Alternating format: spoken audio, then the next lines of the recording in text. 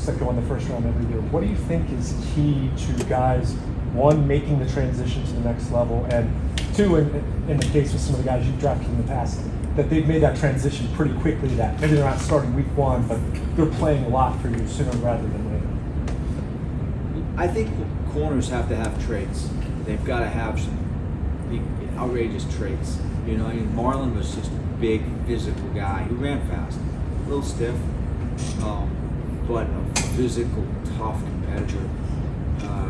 You know, Jimmy had, you know, freakish size and just a natural athlete. Could cover and ran well. Chris McAllister had, you know, just unbelievable size and explosive ability to knock the ball out. Dwayne Starks, you know, I scouted Dwayne when he came out. It was a long time ago. But Dwayne had, you know, pound for pound, was one of the toughest guys. He ran extremely fast, but he was tough, feisty, competitive.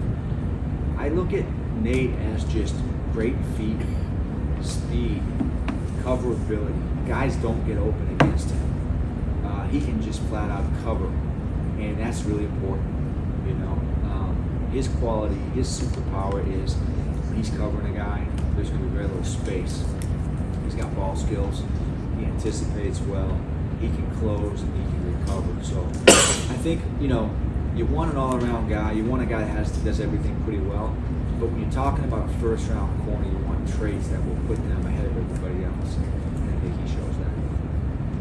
Eric, you've mentioned Torrey Smith and talking about Devonta's and the comp there. Can you just explain a little bit more what you see, similarities that you see between those two guys?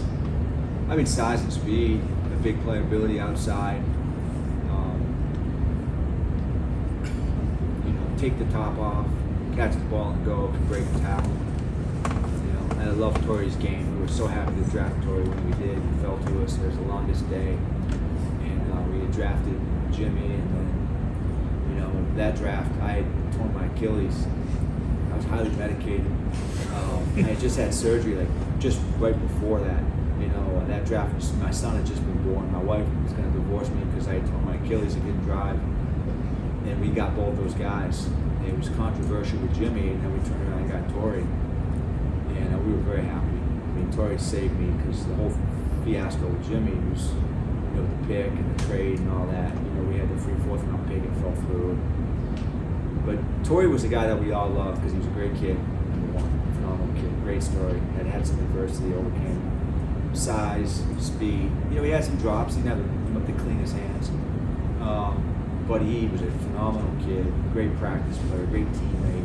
He made big plays when they counted. You could count on him. He was a glue guy. And I just think Tez has a lot of the same qualities. When you look at offensive linemen, just the repetition and the skill set and what goes into that, and then you look at someone like Roger that is with a left-handed quarterback, does that speak to his athletic ability to be able to kind of flip it? Yeah, I think so. I mean, so I'm a big believer in adjustments and being able to change on the fly and spatial awareness and at every position, really. I think it's a critical thing. It's a critical component of athletic ability. We don't talk about it enough, but the great athletes have an ability to contort their bodies and adjust and play different positions. I mean, I go back to when Marshall got hurt and you know, he couldn't play right guard because of the injury that he had. He said, but I think I could play left guard. You know, I think I could do something else and use my other arm. That's incredible to me that guys can do that. And I've seen players adjust either because of injuries or team circumstance throughout the course of the season and play extremely well. So the fact that Roger could change it up and do that tells me that he's got a lot of potential. He's a young player. He's just got an exceptional feat. I mean, when you see an offensive lineman run a 4.9 40, his testing and his jumping and all of those different things, and you see his age, I just think his future is very, very bright. He's very smart. It's hard conceptually to change positions, especially in the offensive line. Guys understand their position, but then it changes. So it would be like, you know, if I made all you guys just go left-handed and start writing left-handed right now. We're driving the steering wheel on the other side of the car, just right now, driving and going home. It would be weird for you. And that's kind of what it's like. And so when you see a guy do that, I think tells you he's got some special qualities too. With Tez, you know, the thing that jumps out is his ability to stretch the field, the big plays, contested catches. Do you think that was something that, overall, big picture, when you're looking at the passing game, maybe that was something that was lacking? You wanted to address that in the draft? Well, I mean, I think we were looking at potentially drafting a receiver at some point. We have receivers in every round, and you know, they come in all different shapes and sizes. So we just drafted the best one in the 4th round. If we looked at the board, we had a couple players that we had highly rated in the 4th round, and you know, honestly, he and TJ were at the top. And that's when really need factors in. You know, people say, well, we needed a receiver at that point. We just drafted a corner, so we made the decision to take Tez in that spot. And it wasn't, you know, I've heard people say, oh, they drafted the big receiver because they needed the big receiver. Quite honestly, if it had been a smaller receiver there and he was the best player, we would have drafted him. It just came out to the situation where we came into that day, the 3rd day of the draft, and we looked at the board. You know, those 2 guys. There were some other guys too that were up there, but we had about 5 or 6 guys. We were hoping to get 2 of those guys with our picks, and we were blessed to do that to get. So it worked out very well, you know, for us. There were receivers in the 2nd and 3rd round that we liked, that we could have taken. You know, we actually, I'll tell you, one of my sleepers in this draft was Pearsall, and I mean, he went in the 1st round, which was crazy. I didn't. It was a great pick. I gave those guys a lot of credit. I thought that was a guy that we might get. That was a sleeper for us at some point that we could take Pearsall. You know, he really wasn't like a hot commodity name, but that was another guy that when you watched his game, super impressive player on tape, and that was, you know. That reminded me of the year that we were drafted, just for all the historians out here. Whitner? The year we drafted Haloti. Dante Whitner? I really thought that, you know, we always want to have a fallback guy. You always think you have a fallback guy. And I really thought, oh, Dante Whitner, he'll be there 100%. And he went before Haloti, which shocked. You know, I think shocked all of us. He was a good player. But, you know, as scouts, sometimes, you know, you don't really see the consensus bias. It doesn't really factor in. It's more like, oh, this guy is my guy. Nobody else really seems to like him as much as I like him.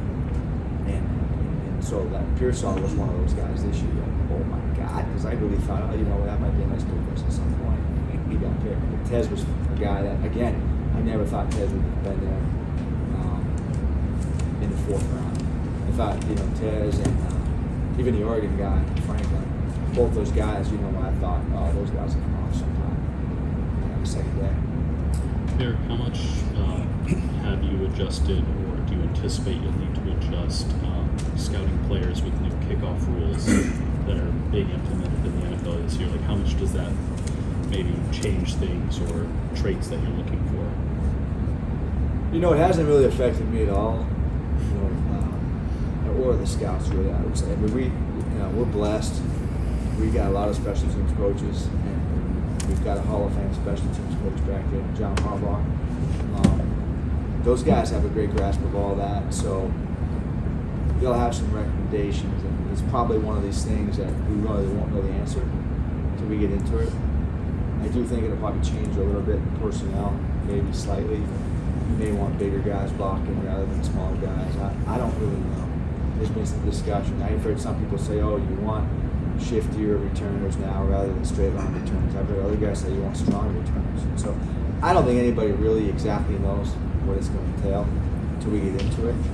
And next year at this time, I'd probably have a better answer for it. That's what I would say. Eric, I know you mentioned you called Wiggins the best cover corner in the draft, definitely an outside guy.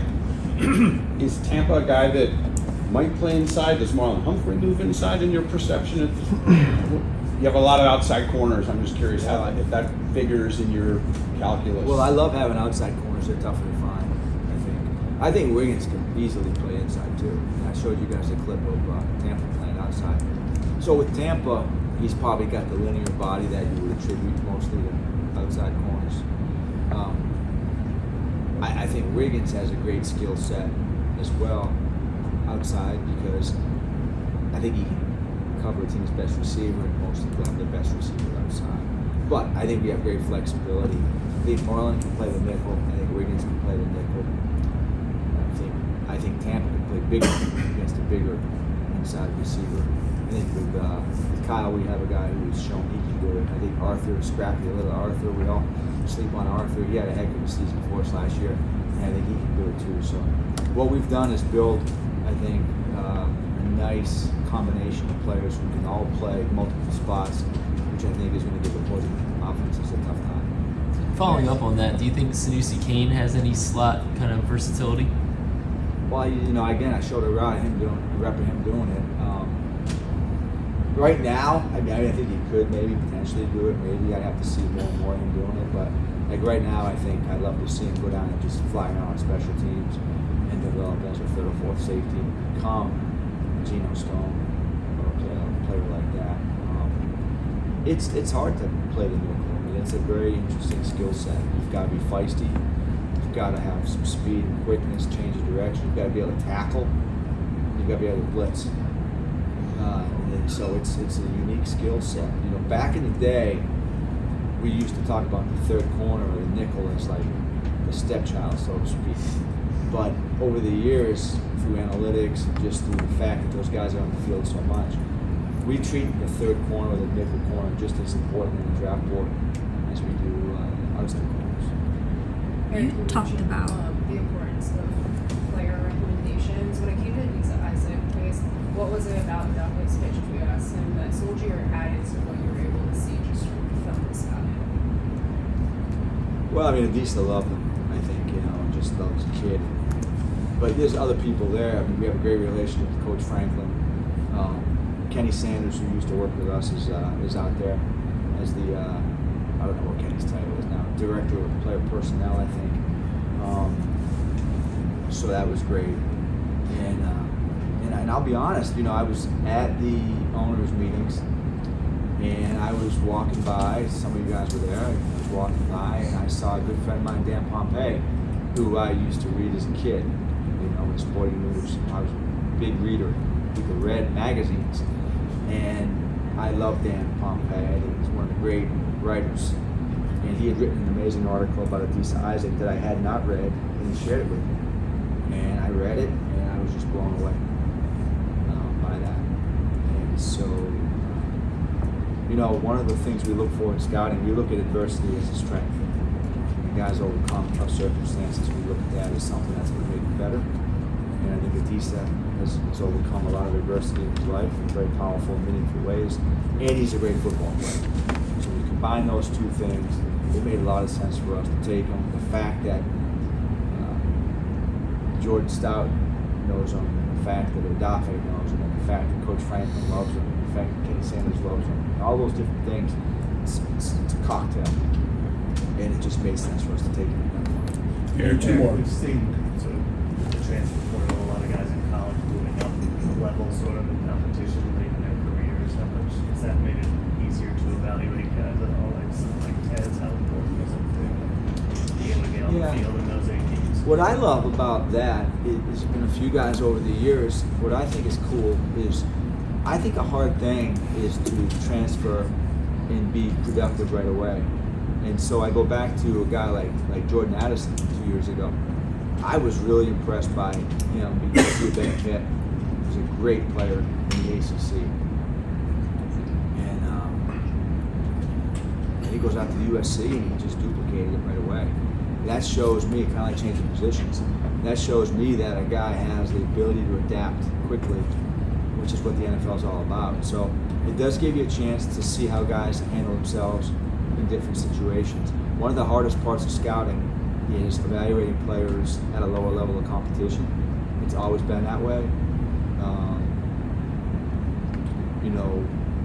Years ago, it started to become more apparent to me with the internet, and mock drafts, and all the media coverage, groupthink, and all that there was like very accurate sort of lists of players, and the players are coming off as you'd expect them to. Whereas there was a period of time where it was very unpredictable. The market was very unpredictable. And you would see these crazy players getting selected by teams, and now it's almost like very predictable. You can see, highest rated players, okay, he's going to get picked now, he's going to get picked now. We look at small school scouting as really an opportunity for us to take advantage, to exploit some issues that other teams had. Teams really weren't allocating as many resources to small school scouting. So we did that, I think we did it pretty effectively for a period of time.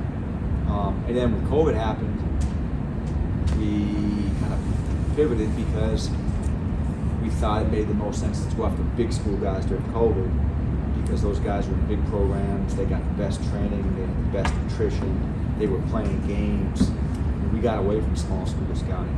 That's a challenging thing. Like that'd be an amazing story for someone to look into small school scouting, just because, and I could talk about this for 20 hours, but small school scouting is just different. You got guys that look like me at times.